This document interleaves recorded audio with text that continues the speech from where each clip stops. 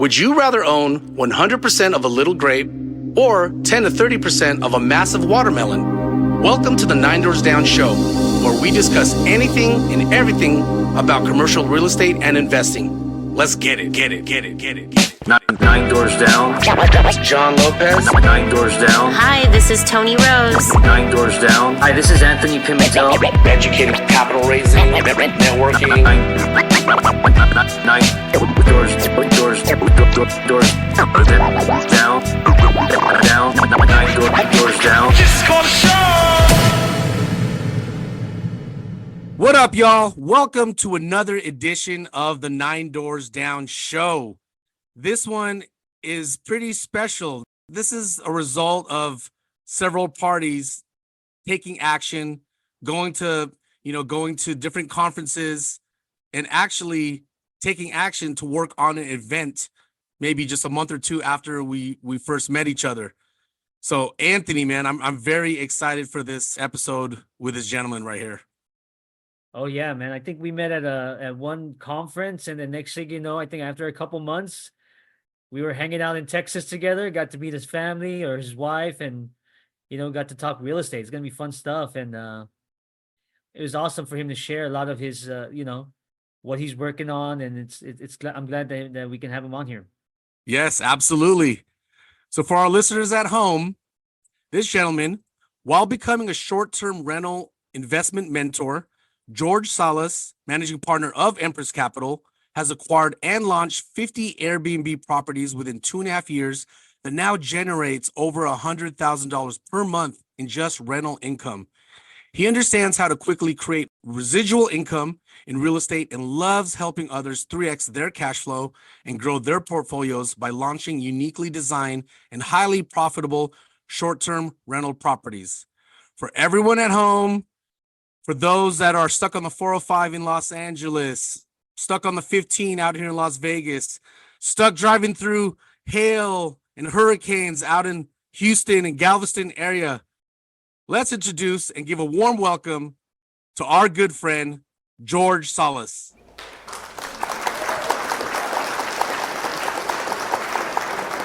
Fellas, what an intro. What an intro. Thank you very much for having me here, gentlemen. It's a pleasure, and it's been a great journey so far, right? So we met at Race Masters and Race Fest. And then now we're here hanging out online, and we did an event together already, which was fantastic. So appreciate you having me. Man, absolutely, George. One thing, my very first memory is Anthony and I, we were just at Race Fest for maybe 30 minutes, man. 30 minutes. And then, we're outside, like hanging out by the, in the courtyard where everyone else is, like, waiting, like outside of the conference, right? Parking lot pimping pretty much. And dude, and it was you who actually approached me. And then, and then it was like, I liked it because you were kind of straight to the point. You were super friendly, and you were interested in learning more about like what we do. You didn't come off and like, oh, you know what, here's Empress Capital, here's our buy box, and this is what we do, here's our returns. Like, you actually had genuine questions. And I think you and I, like, we spoke for like a good 30 minutes before I even walked in to listen to the guest speakers. Yeah, I only stayed inside the conference for about maybe a couple hours to the entire 3 days as well. So it was a great time, but it was also great connected with I don't think I connected with Anthony that day. Yeah, I did, but you and I got into a deep conversation, which I definitely enjoyed, man. So. And it was also you who reminded me of Connected Capital, because there were so many of our peers, the fund managers, on the portal that we're on, that has been on it. And I didn't know it, but one of our good friends, Bobby Sharma, is actually one of the founders of Connected Capital. So I thank you for giving me the opportunity to hop on those Friday calls, man. Well, I just brought it on. I just mentioned it. I think, you did the work, right? So, but yeah, super excited to be here, gentlemen.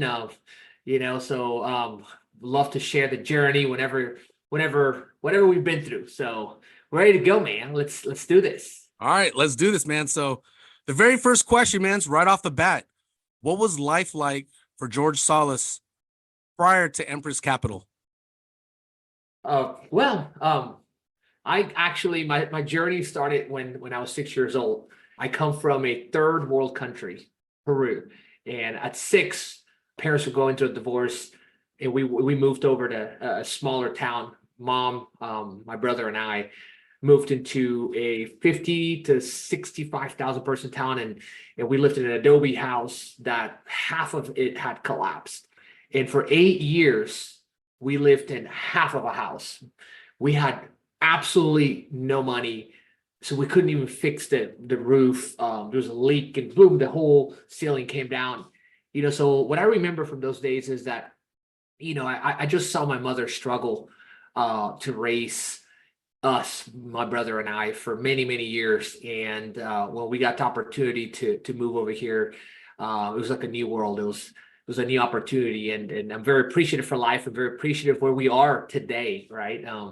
So today I've got a beautiful family with 1 2-year-old, magnificent, crazy little son.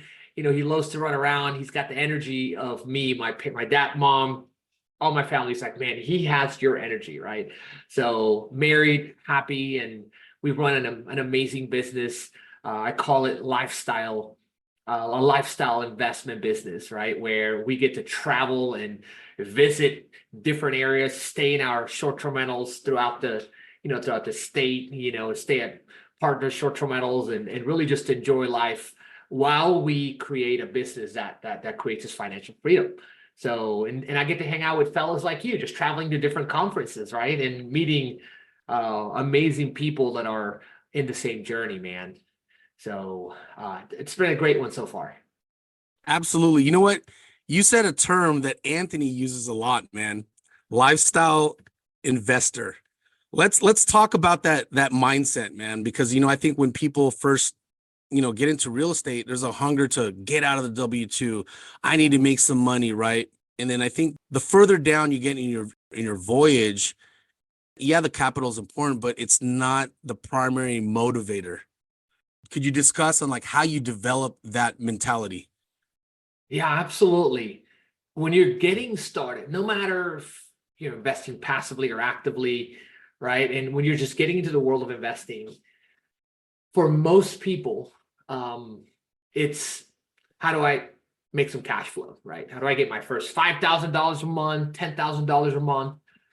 And that was my personal story. When I first got started in real estate in 2018, it was all about, hey, how do I create stability and cash flow for my family? So it wasn't from day one that I thought, I want to build a lifestyle business. I want to be able to travel with my family. I didn't even have a family then.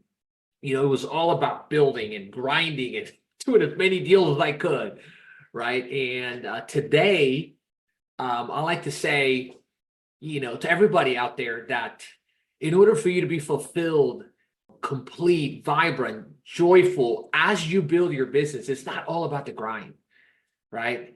You've got to build your business around your personal life. That's what I've learned. Instead of, and this is not what I did, right? I was the opposite until I realized that family was more important, right? That because of everything I've built with family and because of how the relationships I've built, everything else comes after. Business comes after that, right? So for me, it was building out first without the mindset that I have today, right? Building out the business, the portfolio, getting cash flow, getting enough cash flow to pay for the bills, and as that came through is when as I transitioned my business, I also transitioned my mindset, right? So it's the journey that we're all in. It's the growth journey. So it has been very awesome to spend time with amazing people all over the US in different masterminds, conferences, people that I can actually relate to, right? I mean, you have a family, Anthony has a family, right? So we're all the most relational part isn't the business side of things. The most relational part is how we are and what legacy we're leaving in this world. So the mindset has been developed through days, hours, years of training, books, conferences, relationships, and then just really seeing my family grow, right? So as uniting with my family. I mean, I've only been married for less than 3 years, right? So it's all new for me, but as we build it, I already had the business when I came into this marriage, or I already had the portfolio. It was now about blending it. So this whole concept is what I've always envisioned of building, and it has come through everything I just mentioned. Welcome to the course on raising capital for investments. In this course, we'll cover the following topics. 1. Analyzing your investment strategy. Number 2, discovering potential investors. 3, crafting your pitch. 4, securing your investment. 5, our cheat code. We'll round out the program with our very own cheat code for getting in front of investors and being ready to pitch your investment opportunities. Take action today. Visit schoolofninedoorsdown.com and learn to attract capital.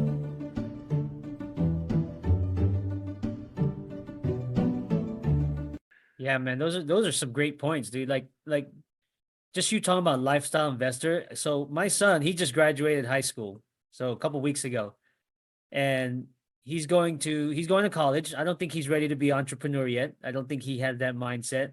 But the first thing I told him, and I brought that up, lifestyle, the lifestyle investor. And so basically what I told him is like, he wants to get into he's trying to pick his career.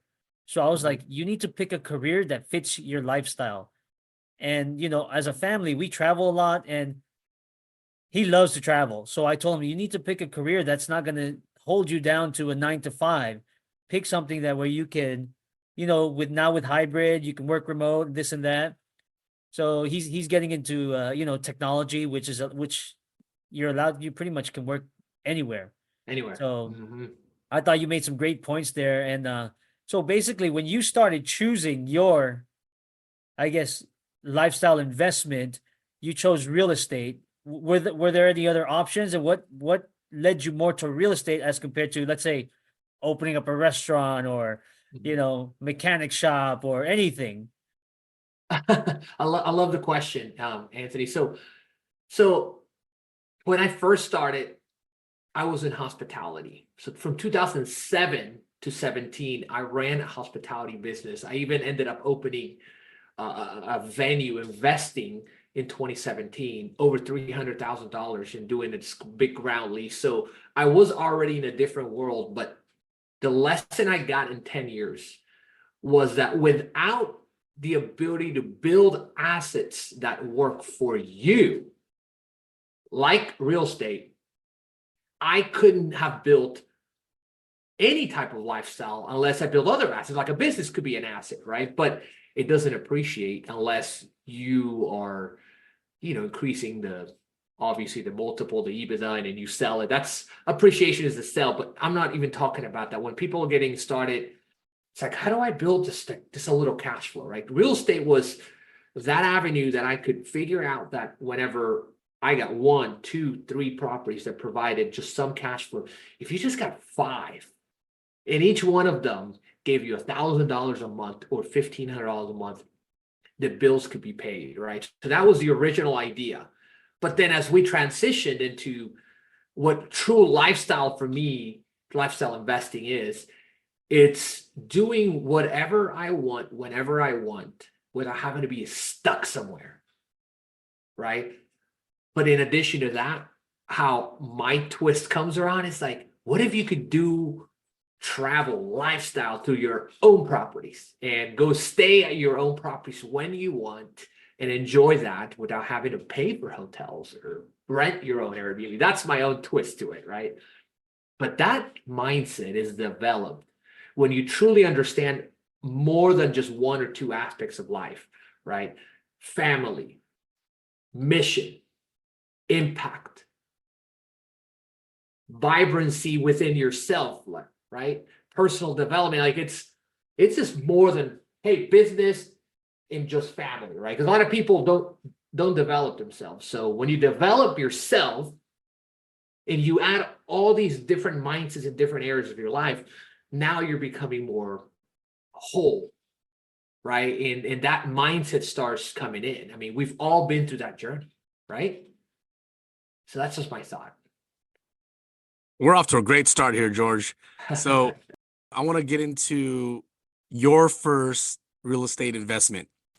You're thriving in the Airbnb world. So 2 questions. Why Airbnb? And was your first property, did you operate it as a short-term rental or was it a long-term rental? How and why did you get into that deal? I love it. Airbnb and short-term rentals, it was a must because I started wholesaling, flipping, right? That was the first 2 things I did. So my first deal, I locked in February of 2018. I sold it for a $46,000 profit about 4 months later. I needed nice, chunks of cash at first. I was not thinking rental real estate. It's like, how am I going to pay for all this, right? I was thinking I need to get some funds in the door. So, but then I realized that I didn't have to spend so much money to create cash flow, which led me to the strategy called rental arbitrage. That's how I got started. When I would rent apartments, I didn't do the homes that I do today, 5, 6, 7, 800,000 a home, right?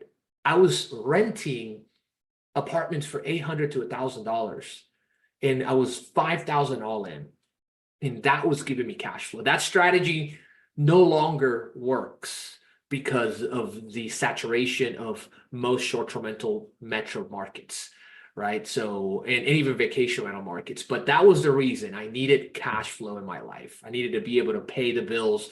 That was like, okay, well, I'm doing flips, I'm doing wholesaling, I'm only getting these big chunks of money. And then what about in between, right? I need some consistency and stability in my life. That's what short-term rentals brought me. And my first short-term rental, believe it or not, I bought in 2018. I turned into a short-term rental, rehabbed it completely, right? And I had purchased it through a private lender. I had a higher interest rate. I put the rehab out of my own pocket. And then a couple of years ago, like 3 years ago, I ended up refinancing it. Believe it or not, I live in my first property I ever bought today. I bought it for $150,000 in 2018. Now it's worth like $500,000. So that's the journey, right? You never know. And I have a video of me, from 2018 saying, I'm going to live in this property one day. It's crazy. And that's a result of just having the faith to take action, which so many people, I think when they exit from the, these educational masterminds, right? They have all this knowledge, but man, I feel like almost like maybe 90% might be a conservative number, but I feel like the majority of them is just afraid to take that first step because, like, as you said, you just never know what's going to happen. And people get stuck with, analysis through paralysis. You man, never know. Just to follow up on that. So your first property, 2018, what was the bedroom? Like, how many bedrooms? How much was it? How much were you renting it for? Let's kind of dive into that. And then kind of like, did you have experience with Airbnb or you kind of just winged it? I winged it. I was doing 10 apartments. I only took a course. That's how I learned.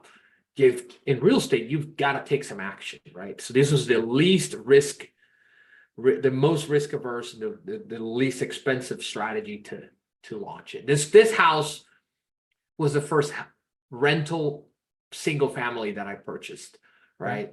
And it was not the first Airbnb I had. The first Airbnbs were I got 8 apartments all at one time and then 2 more. And then I scaled it to 50 plus. But then I switched all my apartments, got rid of all the apartments. Now I have all houses just in the last 3 years.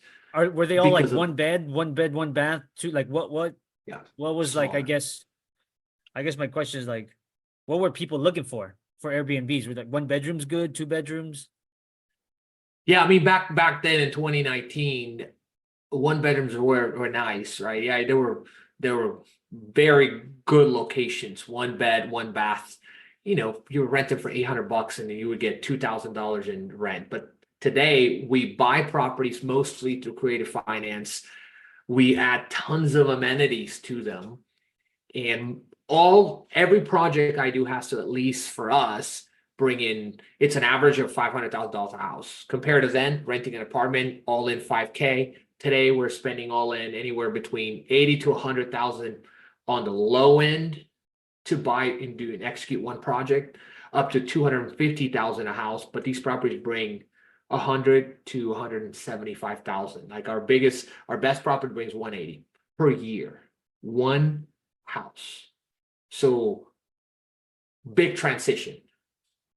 That's remarkable, George. So I do want to ask you, because, you know, like with real estate, because of you just never know when the successes and the appreciation starts to kick in, right?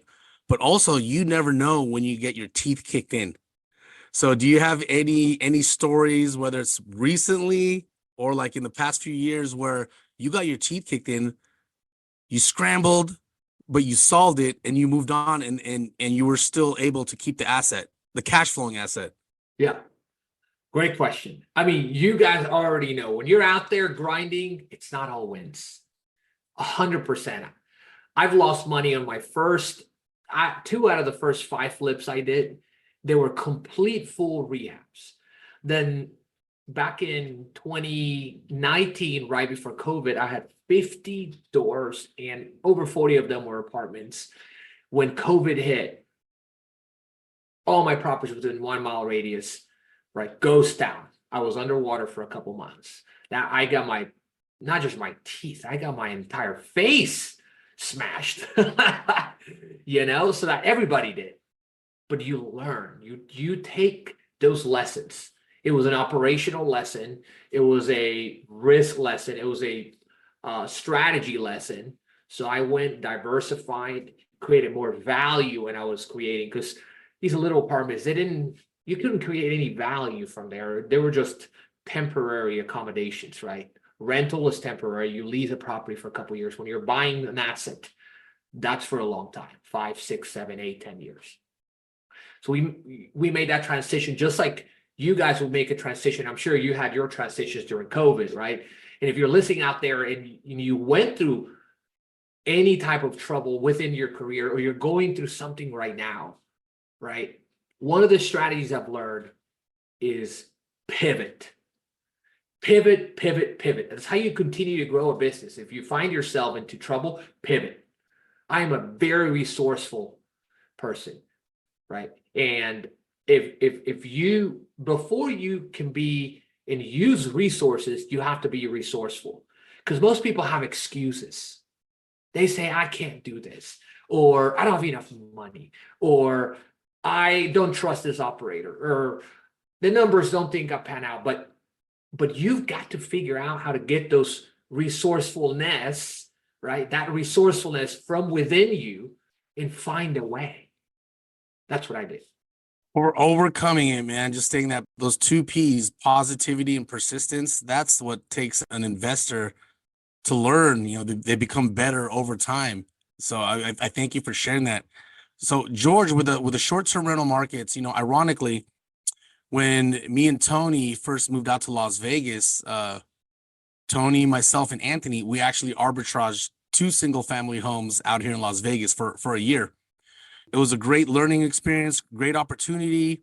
Granted, we didn't have the systems that you had, because we were still like focused on multifamily, but we saw 2 opportunities where we could, hey, you know, let's give it a shot. So we made good money on it, right? We didn't have the systems that you had, but the Las Vegas market, and especially the casinos, started tightening up on our Airbnbs. We even had phone calls from neighbors saying that one of the houses, the pool was overflowing and it was going out to the streets. I drive out to the property like an hour later, the pool is just fine. So I started realizing, well, you know what? It's these neighbors that are calling the water company to complain about us. And then as time moves on, Las Vegas, they're really tightening up. They're like, you have to be on a waiting list, and just to get approved, which could take like 2 years. So we exited from that model. Great experience. What are some markets that you're in right now, and what are some markets that you foresee in the next, 2 to 3 years where Airbnb is still a profitable buy box? Yeah, absolutely, brother. That is a great example of a new industry transitioning, right? You getting, the laws changed completely. My partner, Trevor, has a very profitable property that makes about $250,000 a year in Vegas. And there's a way to go around the Vegas regulation that does not allow you to go and do short-term rentals, right? So it's very complex. But as as this market evolves, this industry evolves, we're seeing lots of changes. Right now, we're locking in. We're not under contract yet. As by the time that you release this episode, we'll be under contract on a 16 property portfolio in St. Louis. It's a $7.5 million portfolio, and we'll be launching a race for that within our fund. That's a good market. I wouldn't say it's fantastic. It's smaller, right?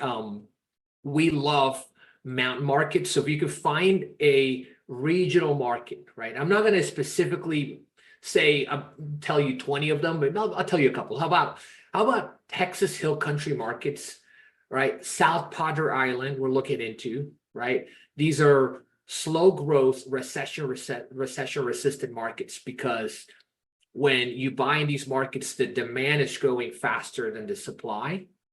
And the real estate and hospitality industries did not crash. They steadily grew even in the last recession. So when we look at this data, we're doing an in-depth market analysis before we invest. And we're finding out that, per our strategy, right, we like to go into markets that have slower growth, right? And growth in hospitality and in real estate, which allows us to be on a safer route, right? So we're looking at Arizona. There's Lake Powell, Arizona. We're looking into the southern half of Utah, right? And a few other, we've got a list of about 80 to 100 markets that we're planning on investing in the next 10 years. So short-term rentals aren't going anywhere. But in quick summary, if you're looking to invest into short-term rentals, I would say the sweet spot middle are going to be outer skirt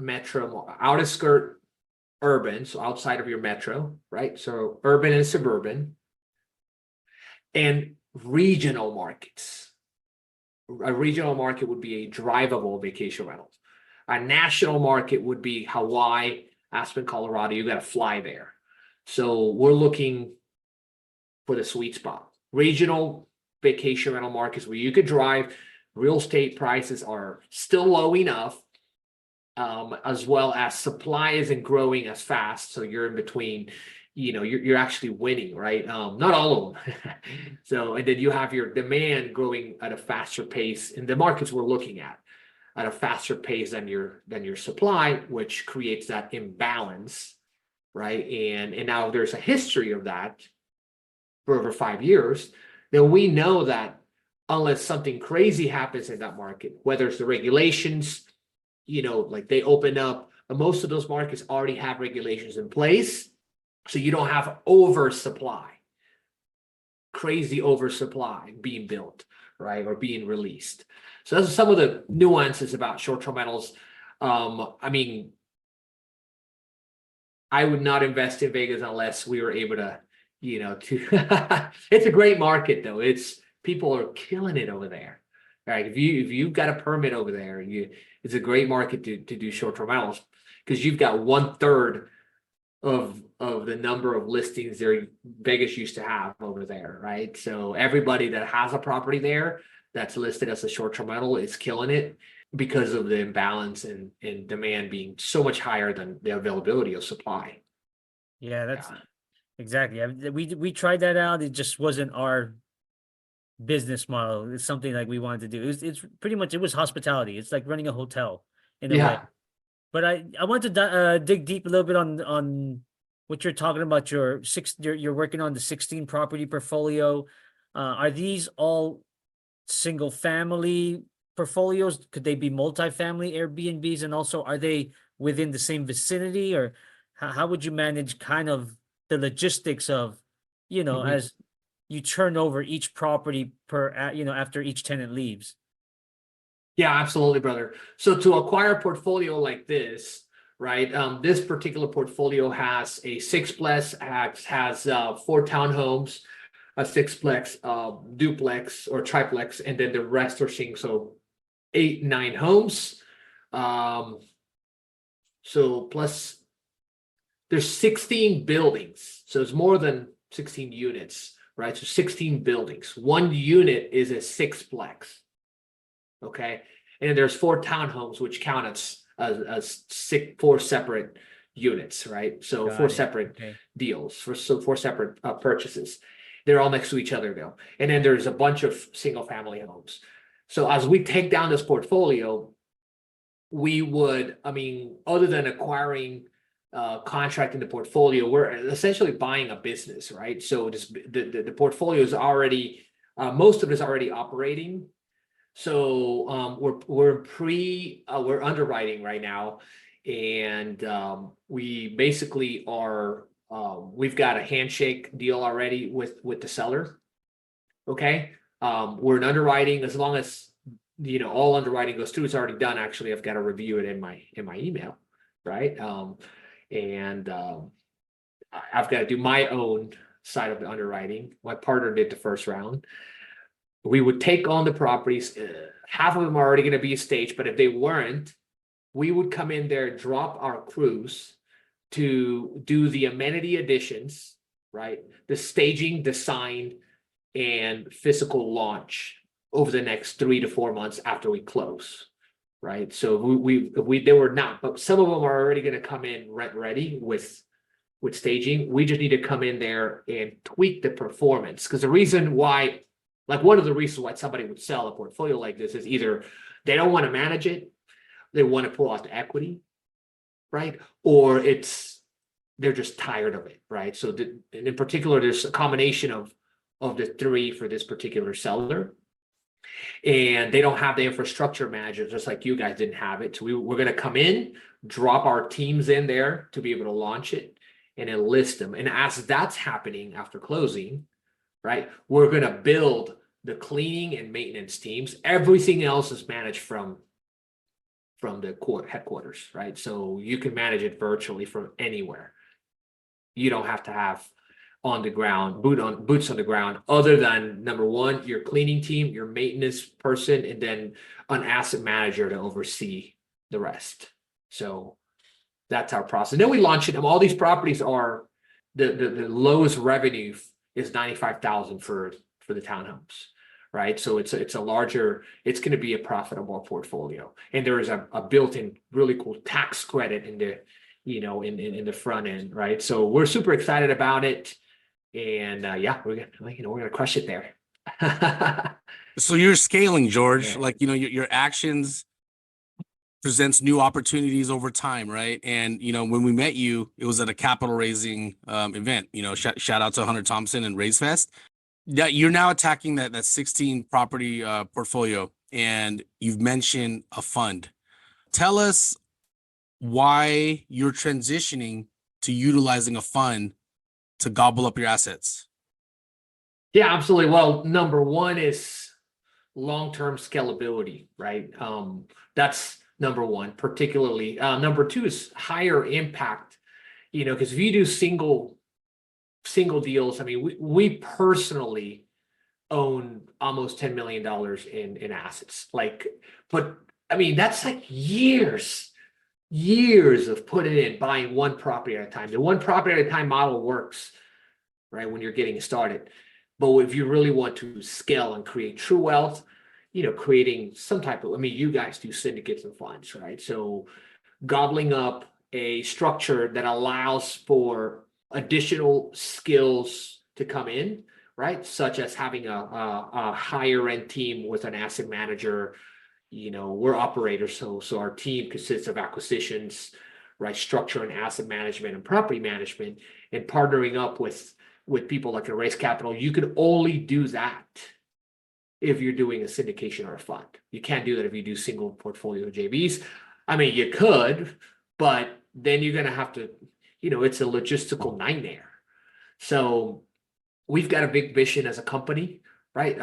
Exit at a 9-figure, right, within the next 7 years. So selling the portfolio to an institution is what we're pre-engineering, right? So, and that's the reverse engineering part, because we started with, one little property, right? So this is 6 years, 7 years in the making. Yeah, so that's pretty much what it came about, right? And reasons why we've transitioned to a fund. Great stuff, dude. I love it. I mean, just John just touched on your scaling. You went from renting out these apartments to single family, but now that you're doing this larger portfolio, then you transitioned into a fund. How are you attracting capital, for investors to invest in these deals that you're working on? Yeah, absolutely. Well, right now, as operators, we're building our infrastructure for raising our own retail capital, right, from retail investors. So, but mostly through strategic partnerships, right? So even this deal, I mean, we've got already 5 fund managers working with us and to take down this deal, right? So you guys probably know most of them. So our attraction of capital is relational right now, relational. And as we build our infrastructure, we can put marketing out there, right? So that's my whole entire game this year is business development on the marketing side. So we're working on a community. I think I mentioned that to you guys. Maybe we could talk offline. We're launching a really awesome community for capital raisers, fund managers, real estate visionaries, which is one of the ways to create joint ventures, right? Joint venture partnerships. We've got obviously our consulting arm, which creates investors as well. And then the biggest piece is us creating our own lead generation of investors, right? And that's our 12-month goal, is to create 3 to 5 assets that will deliver us more credibility, the ability to publish more, and then be able to attract more capital. Like one of them is going to be a book. I'm working on a book. That's what I was trying to get to. Super inspirational, George. Like, I want our listeners to just take heed to your story so that way they can apply it and get in, just part ways from that analysis through paralysis, because your story is you had to take action. And as you said in the beginning of the podcast, you just never know what it's going to, unfold into the future. As we start to wind things down, George, what is your God-given superpower? I have a few, but I'm going to tell you that creating this structure and not the infrastructure, but creating the structure to be able to build relationships and strategic partnerships and breaking down complex tasks into simple, easy to understand or read tasks, right? So that's 2 of my unique abilities. But I think that the relational part, I'm very, very genuine and transparent. So people I get to hang out, and then it's very easy for me to connect with people. So that's an ability. That's a unique ability. When I connect with people, it's just me. There's nobody else. I don't put a front. So I think the connection part is part of my purpose as well, which comes out when I build a relationship, or even right here, right? We're just talking and being vulnerable. And that's a unique ability. Like, not people just put a wall sometimes. So I'm able to just put it all out there, just tell you exactly how it is, how it was, and how I'm dreaming it to be. So yeah. Transparency with a touch of kiss, right? Keep it super simple. Or some people say keep it simple, stupid. Yeah. All right. These next 2 questions, George, I'm just going to give you a heads up, man. This is as an investor, these 2 are probably going to be the toughest questions you've ever faced to date. Are you ready? Let's go. All right. They're pretty difficult.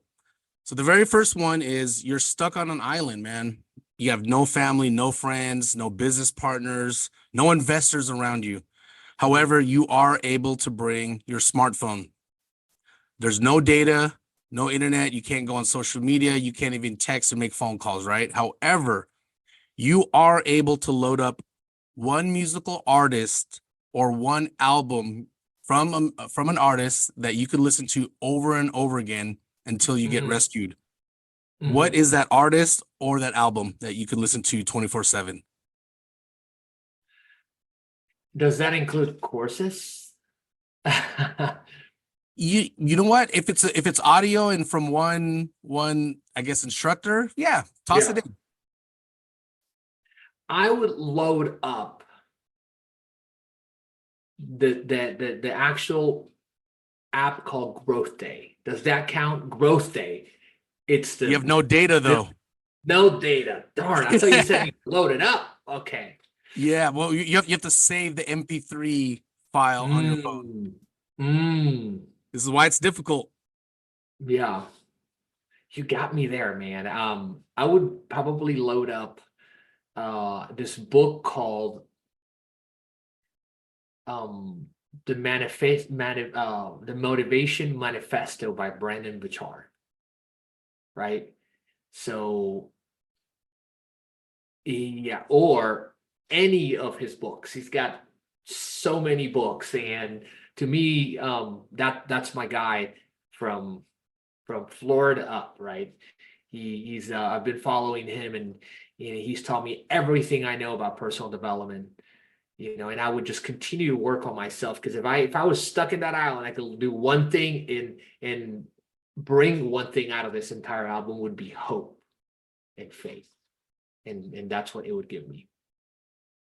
Awesome, man. That's You inspiring. got me there though. Yeah. We made you think there a little bit. So Yep. mine's gonna be a little bit easier. So if are you a tropical person or a mountainous region type of person? And if whichever one you choose, where would you go? What's your bucket list?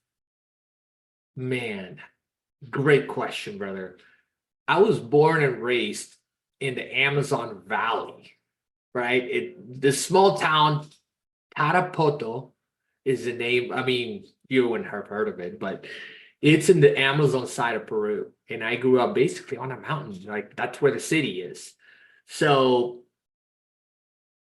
I'm a tropical person. Like, I love Hawaii is my number one place right now. And I have not been to obviously, I haven't been to Europe and Asia, but as of right now, when I'm in Hawaii, I completely disconnect. Have you guys ever been to a place that you completely disconnect from the entire world when you're there? Because whatever that place brings out of you, it's connected to your soul and spirit, right? So you just tune everything else out. That's how I feel when I'm in Hawaii. Love it. I'm actually going to Hawaii on Monday. First time? No, it's I've been there quite a few times. It's my second time going to Kauai, so I'm going to that island again. Why? Okay. Yeah, I love it there. It's like Mastermind? just kind of. What's that? I said, now I'm a little jealous, man. Oh, yeah, I'm going with the fam. My son graduated, and I guess Hawaii was available, so just booked it. That is an island where some spots on the island you can only make phone calls. There's like no data there, so that's a good place to disconnect. Kauai Yeah. is that the island. spot. It's the natural resources, and you can disconnect for sure. You just gotta watch your ankles with the chickens out there. Oh yeah. I haven't been to Kauai. I would love to go. That's the big island, and Kauai is our next stop, because we went to Maui and the capital one. Yeah. I forgot the name of it. Yeah, me and the family, we were just out there in December, right before Christmas, man, and it was a great family vacation. Love it. Yeah, Man. I'll be headed to the tropics here pretty soon. At the end of this month, we're headed to Peru for 3 weeks to see that, right? See my father. So we'll be up there in the mountains again. Good for you, George. So, man, for our listeners at home, man, like, how can they get a hold of you? How can they learn about your investment opportunities? Please share all your social media, websites, and emails. Yeah, absolutely. The best way to get a hold of me is through my social media website. It's George Salas 360.com, right? I've got all my socials there, calendar link, Zoom link, everything, right? So websites, and our main company website is empresscapitalgroup.com. So that talks about, what we invest in, what we do in the, median luxury short-term rental space. So appreciate you having me, gentlemen. Thank you so much. It's been a pleasure. Thank you again for taking the time to hop on with Anthony and myself, man. And, for our listeners at home, this concludes another episode of the 9 Doors Down show. Make sure to reach out to George if you want to learn about the short-term rental asset class. And also, if you're interested in passively investing into short-term rentals, this is an operator, guys, that he's on the rise, and you definitely want to be a part of the ride. So for all our listeners at home, please follow us. You can catch us on all the favorite podcast platforms such as Apple Podcasts, Spotify, TuneIn, iHeartRadio, YouTube, and many more. And on that note, for the 9 Doors Down show, we out. Peace.